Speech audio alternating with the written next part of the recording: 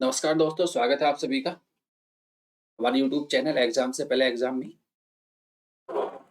आज की हम इस वीडियो में करंट अफेयर्स जनवरी 2022 के कुछ महत्वपूर्ण क्वेश्चन लेकर आए हैं जो सभी प्रतियोगी परीक्षाओं के लिए महत्वपूर्ण होंगे।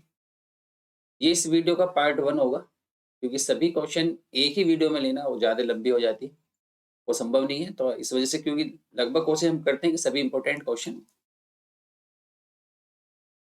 आप लोगों के सामने लेकर आए। तो ये पार्ट 1 होगा, इसके बाद पार्ट 2 लेकर आएंगे। तो चलिए स्टार्ट करते हैं। उससे पहले हम आपको थोड़ा-सा बताना चाहेंगे कि एग्ज़ाम से पहले एग्ज़ाम ये एक प्रोग्राम है हमारा। ये प्राइम ट्यूटर्स कोचिंग के न का एक प्रोग्राम है जिसको एग्ज़ाम से पहले एग्ज़ाम नाम दिया गया है। है क्या ये? देखिए, अगर आप किसी भी प्रकार की कॉम्पिटिटिव एग्ज़ाम की तैयारी कर रहे हैं, जैसे अभी अगर हम बात करें यूपी लेखपाल या सुपर टेट या यूपी पुलिस हेड ऑपरेटर की अभी कुछ वैकेंसी आई हुई है। तो फिलहाल ये 3 वैकेंसी ले रहे हैं हम। 3 की हमारे पास कुछ कोर्सेज़ चल रहे हैं, तो उसके बारे में आपको बता देते हैं। एग्ज़ाम से पहले एग्ज़ाम एक ऑनलाइन एग्ज़ाम पोर्टल है। मतलब क्या है कि सपोज करें कि आप किसी एग्जाम की तैयारी कर रहे हैं, तो हमारा जो पोर्टल हुआ है, ये पोर्टल उन सब बच्चों के बीच में जो आप पहले एग्जाम देने जा रहे हैं, अपना कोई भी एग्जाम देने जा रहे हैं, उस एग्जाम से पहले उन सभी बच्चों के बीच में ऑनलाइन, अगर आप दूर हैं तो ऑनलाइन और ऑफलाइन दोनों ही मोड में एग्जाम कराते हैं। बात समझ में आएगी नहीं? तो अगर आप अभी ये वाले अभी हमारे पास 3 एग्जाम चल रहे हैं, यूपी लेखपाल अगर आप तैयारी कर रहे हैं तो आप यहाँ पर रजिस्ट्रेशन कर सकते हैं। अगर आप सुपर टेट 2020 की तैयारी कर रहे हैं तो आप यहाँ पर रजिस्टर कर सकते हैं। अगर आप यूपी पुलिस हेड ऑपरेटर की तैयारी कर रहे हैं तो आप यहाँ पर रजिस्टर्ड कर सकते हैं। अब आप कहेंगे सर रजिस्टर्ड कैसे करना है? तो रजिस्टर करने के लिए आपको जाना होगा गूगल प्ले स्टोर पर। गूगल प्ले स्टोर पर जाके प्राइम ट्यूटर्स के नाम से ये एक ऐप, ये लोगो है, हालांकि डिस्क्रिप्शन बॉक्स में लिंक भी दिया है, वहां से आप इसको डाउनलोड कर सकते हैं। डाउनलोड करने के बाद यहाँ पर आप अपने ही कोर्स में जाकर रजिस्टर कर सकते हैं। क्या मिलेगा आपको? डाउट क्लासेस होंगी लाइव में, आपके जो भी डाउट होते हैं वो आपको मिल जाएंगे डाउट सेशन के साथ। कुछ फ्री मॉक टेस्ट भी होते हैं यहाँ पर, आप उसको दे सकते हैं, ट्राई कर सकते हैं। अगर आपको लगता है कि अच्छा है तो आप यहाँ पर रजिस्टर्ड हो सकते हैं। इसकी अगर फ़ी की बात करें तो फ़ी भी कोई ज़्यादा नहीं, मात्र 99 रुपीज़ है एक महीने की, 99 रुपये एक महीने का है। और यहाँ से आपको बिल्कुल 100% बेनिफिट होने वाला है, ये मैं आपको डंके की चोट चोट पे कह सकता हूँ। तो आप बिल्कुल जाकर यहाँ पर रजिस्टर्ड कराइए, ठीक है? चलिए स्टार्ट कर दें अब अपने टॉपिक को। सबसे पहला क्वेश्चन, 3 स्टेटमेंट हमारे पास, तीनों को पढ़ने हैं और आपको नीचे से बताना है कि कौन सा कथन सही है। ये 3 स्टेटमेंट पढ़ने हैं और आपको फिर आंसर बताना है कि तीनों में से कौन सा स्टेटमेंट इसमें सही है, ठीक है? जब भी देखो स्टेटमेंट वाले क्वेश्चन आते हैं तो स्टेटमेंट के क्वेश्चन में सबसे पहले इसको पढ़ना, उसने सही है पूछा है, बच्चे यहाँ कंफ्यूज हो जाते हैं, सही है नहीं है ये सारी चीजें इसमें, तो इस चीज को ध्यान रखना, सही है पूछा है। चलिए स्टेटमेंट पढ़ लेते हैं। पहला स्टेटमेंट, मातृभूमि योजना का संबंध उत्तर प्रदेश से है। यानी कि कुल मिला के इस क्वेश्चन में उसने मातृभूमि योजना के बारे में पूछ रहा है। ओके, चलिए स्टेटमेंट 2, योजना को प्रभावी बनाने के लिए मातृभूमि सोसाइटी का गठन किया जाएगा। अगर आप, इसका मतलब क्या है कि अगर इस योजना को प्रभावी बना रहे हैं तो उसके लिए जो गवर्नमेंट है वो मातृभूमि सोसाइटी का गठन करेगी।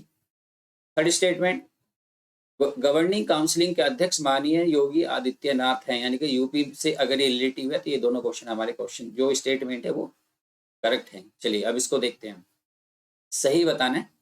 तो मातृभूमि योजना में तीनों ही स्टेटमेंट सही हैं। अगर ये क्वेश्चन आ जाए तो बिल्कुल आप इसको ध्यान रखेंगे। थोड़ी सी जान लेते हैं मातृभूमि योजना के बारे में।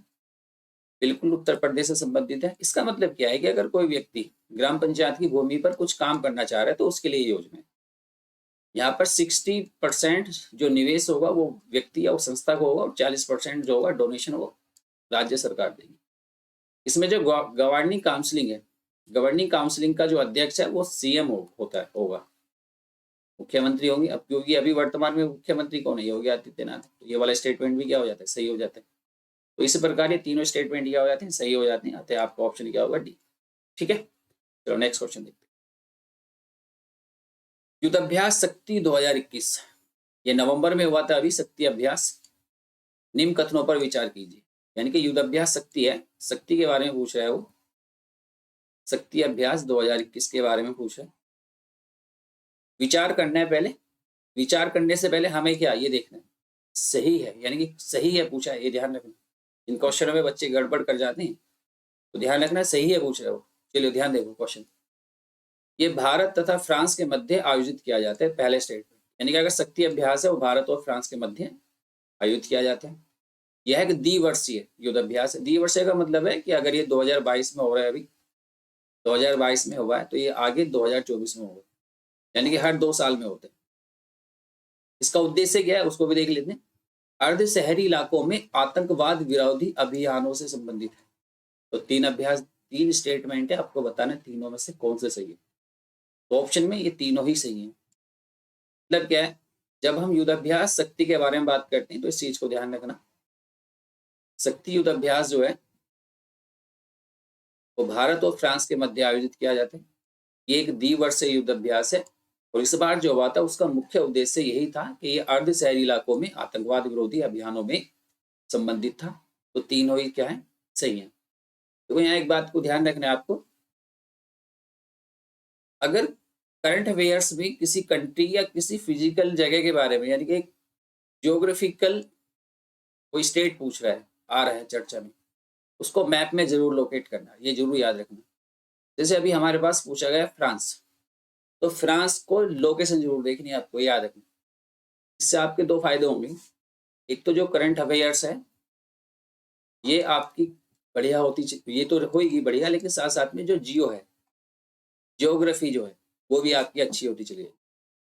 अब अगर हम फ्रांस के बारे में बात करें, तो फ्रांस आपको पता होगा यूरोप की एक डेवलप कंट्री है। ये यूरोप का मैप है हमारे पास, मैप देख सकते हैं, ये स्टेट है हमारे पास फ्रांस, मतलब ये कंट्री है फ्रांस। इसकी कैपिटल है, स्टार बना हुआ है, ये कैपिटल है। तो कैपिटल क्या है, पेरिस। इसके जो हमारे पास इसके पड़ोसी देश हैं, यानी कि जिसके साथ ये बॉर्डर शेयर करता है, उसको भी एक बार जरूर देख लें। ये स्पेन है, इटली, स्विट्जरलैंड, ये मेरे पास क्या है, जर्मनी, और ये क्या है, बेलारूस। तो इस चीज़ों को दोनों को ध्यान रखना है, जो उसके साथ बॉर्डर शेयर करते हैं, ये याद रखना। फ्रांस लोकेट है यहाँ पर। अभ्यास के लिए ब्लैंक मैप भी जरूर ले लें, और ब्लैंक मैप में भी आप एक बार प्रैक्टिस कर लें। तो ये था फ्रांस, ये स्पेन था, ये इटली था, ये जर्मनी। ज़्यादा भी नहीं, लेकिन जो बड़े कंट्री हैं उसको जरूर लोकेट कर लें, इससे आपको बहुत ही बेनिफिट हो जाएगा। ज्योग्राफी जो है आपकी, ये एक पे भी आपकी एक पकड़ अच्छे बन जाएगी। ओके, चलिए नेक्स्ट क्वेश्चन। केसर हिंद अरुणाचल प्रदेश की राज्य तितली है। फिर स्टेटमेंट में क्वेश्चन है। एक्चुअली में स्टेटमेंट में क्वेश्चन लेने का उद्देश्य एक होता है, क्योंकि एक ही क्वेश्चन में पूरा का पूरा टॉपिक कवर हो जाता है। अगर इन केस यहाँ से कोई भी क्वेश्चन बने तो आपको सारी चीजें पता होती है। ठीक है, चलो देखो जरा, केसर है हिंद के बारे में पूछा, तो केसर हिंद अरुणाचल प्रदेश की राज्य तितली है, ये बिल्कुल सही है। अभी हाल ही में क्या हुआ कि एक तितली मिली थी केसर हिंद, उसको नाम दिया गया केसर हिंद, और ये क्या है, अरुणाचल प्रदेश में मिली थी, तो उसको राज्य तितली का दर्जा दिया गया, ये याद है। अगर हम इसके शाब्दिक अर्थ की बात करें तो भारत का सम्राट होता है, ये स्टेटमेंट में बिल्कुल सही है। यह केवल भारत में पाई जाती है। देखो ये शब्द जो लग जाते हैं ना केवल, अगर किसी स्टेट में शब्द लग जाए केवल, ये ध्यान रखना भी जो बताने जा रहा हूँ, इसमें 99% स्टेटमेंट गलत होते हैं। अब जैसे इसमें लग गया केवल, तो केवल लगते ही स्टेटमेंट गलत हो जाता है 99%। अगर आपको पता है ठीक है, नहीं पता है तो ये याद रखना। ये भारत में नहीं चाहिए, भारत के साथ साथ दक्षिण चीन में पाई जाती है, ताइवान में भी पाई जाती है कुछ हिस्सों में, और आपके जो इधर इंडिया के मैप के साथ है जो म्यांमार यानी कि बर्मा, बर्मा के भी कुछ हिस्सों में पाई जाती है। तो ये वाले स्टेटमेंट गलत हो जाते हैं। वन्यजीव संरक्षण अधिनियम 1972 की अनुसूची तह के तहत संरक्षित है, ये वाला स्टेटमेंट भी बिल्कुल सही है, क्योंकि अनुसूची मन में वे जीव रखे गए हैं जिन पर संकट है। तो अभी इस पर ऐसा कोई संकट नहीं है, तो इसलिए इसको अनुसूची 2 में रखा गया है। इसका मतलब अगर तीसरे स्टेटमेंट को छोड़ दें तो ये गलत हो जाता है, ये गलत हो जाता है, और ये हमारा ऑप्शन नंबर डी सही होगा। ठीक है, चलो नेक्स्ट। हाल ही में किस देश के सेना प्रमुख को भारतीय सेना प्रमुख की मानद उपाधि से सम्मानित किया गया? तो इसका ऑप्शन है नेपाल। ठीक है, तो ये ध्यान रखना, जो नेपाल का जो सेना प्रमुख है उसको हमारे देश की सेना प्रमुख की उपाधि दी गई है, तो वो है इसका ऑप्शन है। नेक्स्ट क्वेश्चन देखिए, बहुत ही इंपॉर्टेंट, स्टार बना लो, काफी चर्चा में है इस बार। अंतरराष्ट्रीय सौर गठबंधन के संबंध में निम्न कथनों पर विचार कीजिए।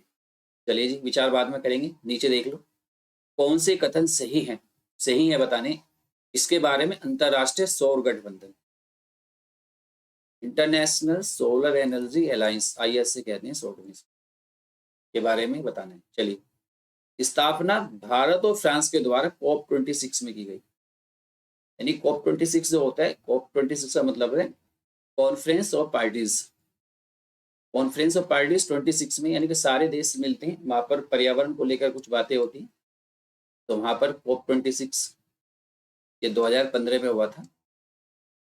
तो यहाँ पर भारत के जो प्रधानमंत्री थे नरेंद्र मोदी जी द्वारा ये पहल की गई थी, और फ्रांस के जो राष्ट्रपति थे उनके द्वारा इनको पूरा भरपूर सहयोग दिया गया था। तो ये वाला स्टेटमेंट बिल्कुल सही है।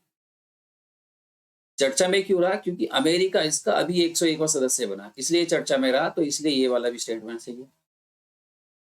इसका मुख्यालय ग्लासगो, ये वाला स्टेटमेंट गलत हो जाता है। अगर हम मुख्यालय की बात करें तो मुख्यालय इसका गुड़गांव हरियाणा में है। दिल्ली NCR में जो पड़ता है गुड़गांव, ठीक है, गुरुग्राम कहते हैं आजकल इसको, ये भी याद रखना, नाम बदल दिया गुड़गांव का, गुरुग्राम हो गया। इसका मतलब दूसरा ऑप्शन गलत हो जाता है, तो ये वाला खत्म हो गया, तो ऑप्शन क्या हो गया? बी हमारा। ठीक है, नेक्स्ट क्वेश्चन देखो, बुकर पुरस्कार 2021 से सम्मानित किया गया, तो याद रखना डेमन गलगट, ये दक्षिणी अफ्रीकी व्यक्ति हैं, इनको दिया गया डेमन गलगट को बुकर पुरस्कार 2021। नेक्स्ट देखो, सांसद मैत्री संघ का संबंध किन दो देशों से है? संसद मैत्री संघ, ये चर्चा में रहा हाल ही। अभी आपने देखा होगा जो श्रीलंका है, श्रीलंका में चीन की कुछ गतिविधियां ज्यादा बढ़ी, जिसके उसमें भारत और श्रीलंका के बीच में एक पहल शुरू की गई जिसका नाम दिया गया था संसद मैत्री संघ। तो इसका राइट ऑप्शन हो जाएगा भारत और श्रीलंका। तो ये जो संसद मैत्री संघ का संबंध है वो सीधा सीधा भारत और श्रीलंका से संबंधित है, ध्यान रखना। नेक्स्ट देखो, हाल ही में चर्चा में शब्द मेटा, देखो मेटा शब्द ये चर्चा में रहा, आपको भी पता है, बट क्या है कि सीधा सीधा क्वेश्चन ना आके कुछ इस तरीके से क्वेश्चन आ सकता है, तो बिल्कुल ध्यान रखना। संबंध किस चीज से? सोशल मीडिया, सूचना तकनीक, चिकित्सा या खेल से। तो जो हमारी फेसबुक है, फेसबुक का नाम बदल के किया गया मेटा। फेसबुक कैसा प्लेटफॉर्म है? आपकी सोशल मीडिया का। तो राइट ऑप्शन क्या होगा इसमें? सोशल मीडिया से संबंधित। ओके, यानी क्वेश्चन सीधा ना पूछ के थोड़ा सा घुमा के पूछा गया, तो ध्यान रखेंगे मेटा का संबंध सोशल मीडिया से। तो सीधा सीधा आ जाएगा तो आपको पता होगा फेसबुक से संबंध। नेक्स्ट, हाल ही में चर्चा मेरा वेब पोर्टल ई अमृत, एक वेब पोर्टल लॉन्च किया है गवर्नमेंट ने, जो भारत मोदी जी ने अभी इसको लॉन्च किया था। तो पूछा गया ई अमृत का संबंध किससे है? खेलों से, सड़कों की समस्याओं से, यानी कि जो सड़कें टूट फूट हो जाती हैं उसकी समस्याएं गवर्नमेंट को दिखाने के लिए इसको क्या है, या कृषि उत्पादन से, क्योंकि 3 कृषि बिल चर्चा में रहे थे, तो क्या ये कृषि उत्पादन से संबंधित है, या इलेक्ट्रॉनिक वाहनों से संबंधित है? तो ये 4 ऑप्शन है। तो आप इसका जो राइट ऑप्शन है, जो सही आंसर है, वो हमारा हो जाएगा कृषि उत्पादन, और माफ करना इलेक्ट्रॉनिक वाहनों से। इसका जो सही ऑप्शन है वो है इलेक्ट्रॉनिक वाहन। अभी आप देख रहे हैं कि इलेक्ट्रॉनिक वाहनों के लिए गवर्नमेंट ने अलग अलग से दी गई है, उसको बढ़ाना चाह रही है, ताकि पर्यावरण प्रदूषण जो है, इस पर्यावरण प्रदूषण को कम कर सके, यानी कि जो CO2 है इसको कम कर सके, आपके फॉसिल्स फ्यूल पे कम कर सके। उसका सीधा सीधा भी संबंध हमारी इकोनॉमिक से भी आ जाता है, क्योंकि हम लोग फॉसिल्स फ्यूल को बहुत ज्यादा क्या करते हैं? आयात करते हैं। कहीं ना कहीं एक इस ईंधन को मंगाने में हमारे देश की बहुत बड़ी GDP का काफी हिस्सा चला जाता है। तो अगर हम ई अमृत के थ्रू, यानी कि अगर हम इलेक्ट्रॉनिक वाहनों को बढ़ावा देंगे, तो कहीं ना कहीं हमारी ये जो हम आयात करते हैं ना, तेल वगैरह, कच्चा तेल वगैरह जो आयात करते हैं, इसमें कुछ ना कुछ हमें क्या होगी? राहत मिल जाएगी। तो ये इलेक्ट्रॉनिक वाहनों से संबंधित था, तो दोनों को याद रखेंगे।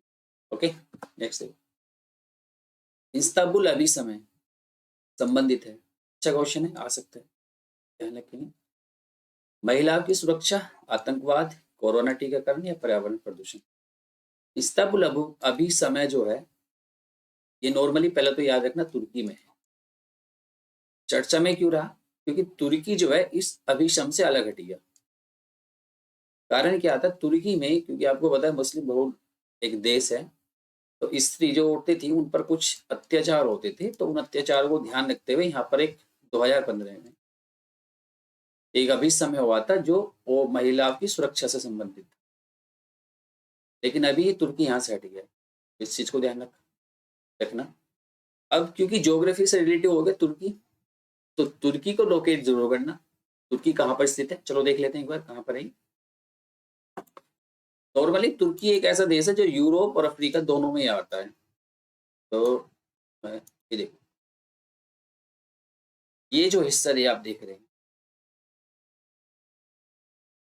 ये रहा, ये तुर्की है। आप इसको देखो, ये इतना हिस्सा देखो, सीरिया, ये सीरिया दिखाई दे रहा है यहाँ पर बराबर में। सीरिया कहाँ पर? यूरोप में। तो ये वाला इतना हिस्सा यूरोप में आ जाता है, ओ सॉरी एशिया में आ जाता है, माफ करना। तो ये तुर्की एक ऐसा स्टेट कंट्री है जो एशिया और यूरोप दोनों में ही सिचुएटेड है। ठीक है, ये ब्लैक सी है। इसकी कैपिटल देखें अगर हम, तो कैपिटल की बात करें तो कैपिटल है हमारे पास अंकारा। ये इसकी राजधानी है तुर्की की, अंकारा।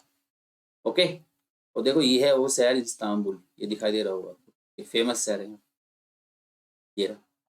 तो इस्तांबुल, तुर्की, अंकारा, दो ने कंट्री देखी आज, तो दोनों को ध्यान रखना आपको।